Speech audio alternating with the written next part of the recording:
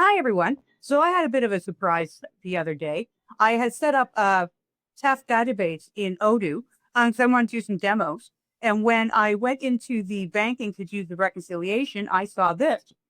Now, having just used Odoo in the previous couple of days, this is the version that I have been looking at. So this was completely new.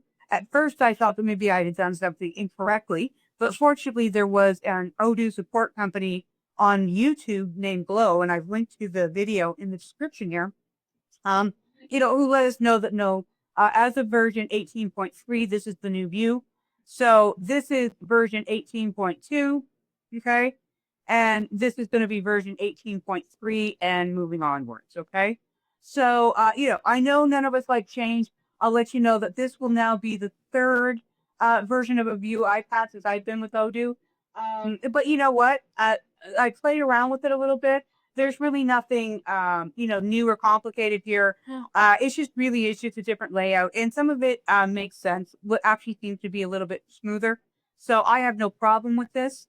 But let's take just a quick dive in here. So, there are $100 that are coming out of the bank account here. So I've, clicked on my arrow. If I hit reconcile, I can bring up, go through and see if there's any, transactions that match that. If there's not, I could, maybe I'm going to use one of my buttons for models, which I'll show you a little bit more in a bit. I can also just go here and I can just set the account. So say I know that that $100 was for some subcontractor. I just put that to labor expenses, but the subcontractor charged me HST. So I clicked on my pencil and I've gone into my HST here. I can also add a name to this, attach it to my computer repair guy, and I can just save it, and we're all done. So that's really nothing new. Here I've got a deposit in. When I hit reconcile, I see that I have this outstanding invoice from this customer, so I can just click on it. Now we're matched. Now this invoice will be marked as paid. So that's taken care of. Here, here's just some simple interest. If this is something that we do all the time, I can set up a model for this. This is the same way we did before. So now I can just go into manage models.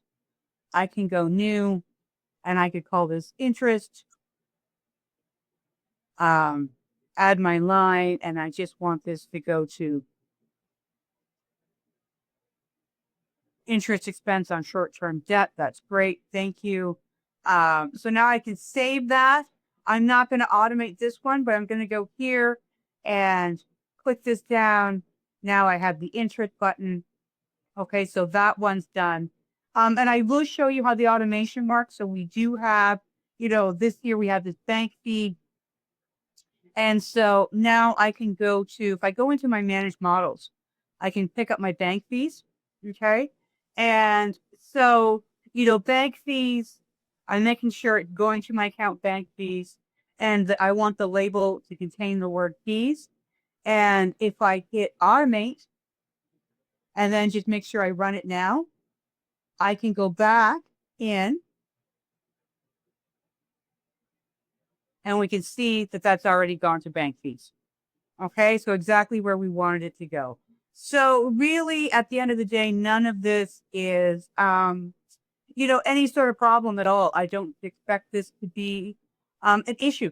Okay, so if you have any questions, though, as always, feel free to reach out and ask. Thanks a lot and have a great day.